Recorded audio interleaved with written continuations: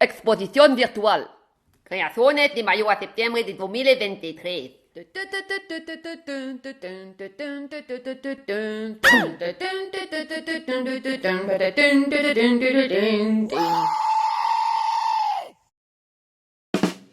Oksana.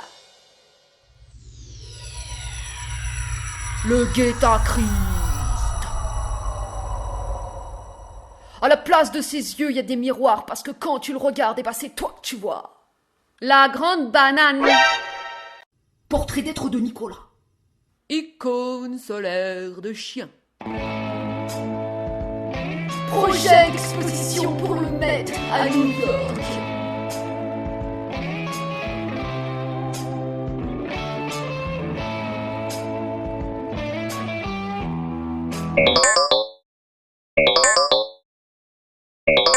Ça, c'est pour le Guggenheim. Faut tout repeindre en rose et mettre un panneau avec un prix attractif pour donner envie aux gens d'entrer. $5.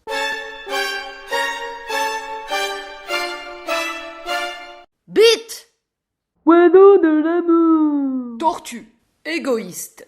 Zigzag de faux plat. Croco mentalo. Une Allemande. On sait pas si c'est la voiture ou la femme. Le musée de l'art léger.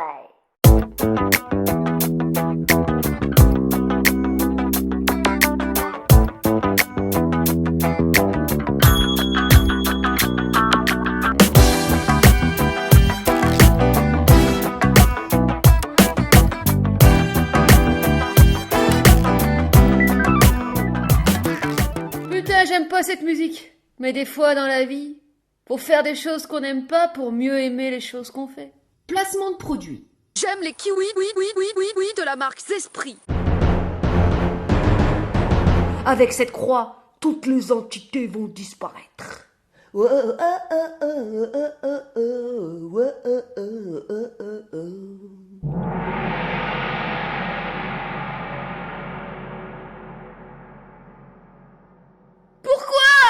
Parce que la minute commerciale. Bracelet de présence pour se rappeler d'être toujours présent à soi-même, connecté à son être. 25 €, frais de port compris.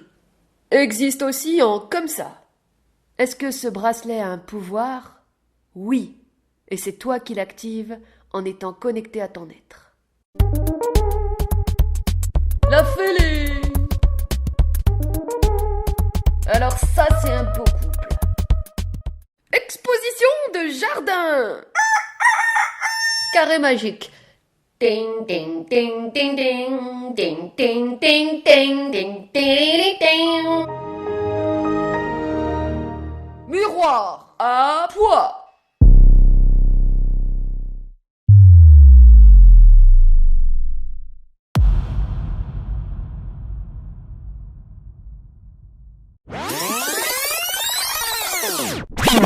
Jus de chatte. Boisson rafraîchissante à base de citron vert. Cuisine brutale. Cric ardéchoise à la zobida et tartare au capre fleuri.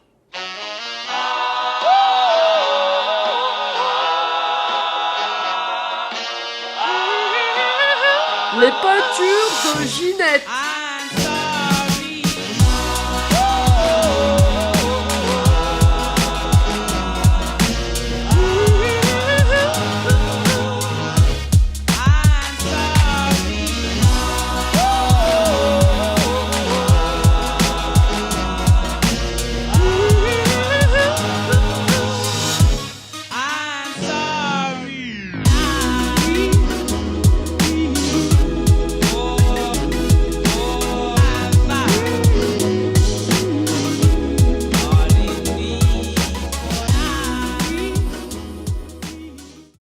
La matière noire. L'être humain est une anomalie dans la nature, parce qu'il porte en lui une matière invisible que les autres espèces n'ont pas. Cette matière invisible, c'est ce que les astrophysiciens ont appelé la matière noire, et qu'ils cherchent dans l'espace, mais que moi j'ai trouvé en moi-même. Cette matière noire, c'est ce qui nous crée ces angoisses existentielles, ces peurs sans objet. Pendant longtemps, j'ai cherché à combattre cette matière. jusqu'à réaliser que, en fait, elle était un moteur à la création. Mais encore que la création permettait de transformer notre matière noire intérieure en notre propre essence et ainsi créer notre propre énergie et notre propre identité. Cette matière noire, c'est une matière de chaos, de désordre, de non-sens, de non-direction. Et c'est cela qui crée en nous le besoin d'ordre, de sens, de direction. La spécificité de l'être humain, c'est que c'est un être qui est capable de se donner par lui-même et pour lui-même sa propre direction, son propre projet. C'est la création du projet personnel qui apporte à l'être humain une réelle identité, c'est-à-dire que c'est l'aboutissement en fait du processus d'individualisation. C'est aussi pour moi en fait ce qui permet la connexion et l'harmonie entre le corps et l'esprit. C'est-à-dire que le projet personnel, c'est l'esprit, c'est la direction. Et pour qu'un corps aille bien, soit en bonne santé, il a besoin d'être animé d'une direction. Lorsque cette matière noire se manifeste, elle génère en nous des besoins subtils qui sont pour moi les besoins de l'être. Dernièrement, j'en ai à nouveau fait l'expérience. C'était le 22 août, c'était une nuit de lune bleue.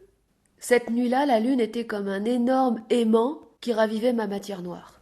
J'avais donc d'autant plus besoin de légèreté. J'ai alors créé une histoire, un conte, la marmotte magique, pour rassurer mon propre enfant intérieur terrorisé et pour transformer cette expérience psychologique négative en création et ainsi transcender mon angoisse.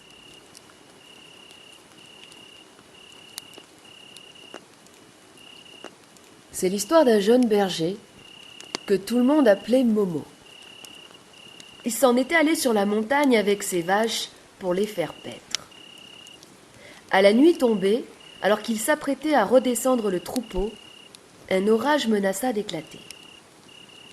Les coups de tonnerre excitèrent le troupeau et il se dispersa. Il partit à la recherche d'un veau égaré qui s'était enfui de l'autre côté du versant. La nuit tomba plus vite que prévu car c'était la mi-octobre et le ciel était couvert par les épais nuages. Momo ne voyait plus ni la lune ni les étoiles et n'arrivait plus à se repérer. Il entendit des bruits d'animaux qu'il ne reconnaissait pas, des grognements et des cris stridents. Il avait très peur et le froid lui rongeait les os. Il n'avait rien pour s'abriter, ni rien à manger pour combler le creux de son ventre. Il se mit à marcher dans le noir en se repérant avec un bâton, quand soudainement, son bâton s'enfonça dans un trou. En approchant sa main du trou, il sentit que de l'air chaud en émanait. Il s'engouffra dedans et sentit qu'il y faisait de plus en plus chaud. Tout d'un coup, une lueur s'illumina et il tomba nez à nez avec une énorme marmotte qui le regardait de son sourire malicieux, laissant dépasser de sa petite bouche ses deux grandes dents amicales. Elle tenait dans ses mains une bougie dont la flamme se reflétait dans ses pupilles pétillantes, et chose encore plus extraordinaire pour une marmotte, elle avait une aura fluorescente qui irradiait tout autour d'elle. Stupéfait, Momo bégaya. Mais qui êtes-vous » Alors l'animal s'exclama. « Je suis la marmotte magique. Quand les gens me rencontrent, ils n'en croient jamais leurs yeux. Demain, quand tu te réveilleras, tu m'auras oublié et je serai redevenue pour toi une étonnante légende de la montagne. Si la nuit t'a amené vers moi, c'est que tu portes en toi une brûlante question dont personne n'a de réponse. Pose-moi cette question et au réveil, tu auras la réponse. » Le jeune berger mangea avec appétit et reconnaissance les groseilles, les sauterelles et le lait de chèvre que lui offrit la marmotte. Puis, il se blottit contre son gros ventre moelleux et lui demanda.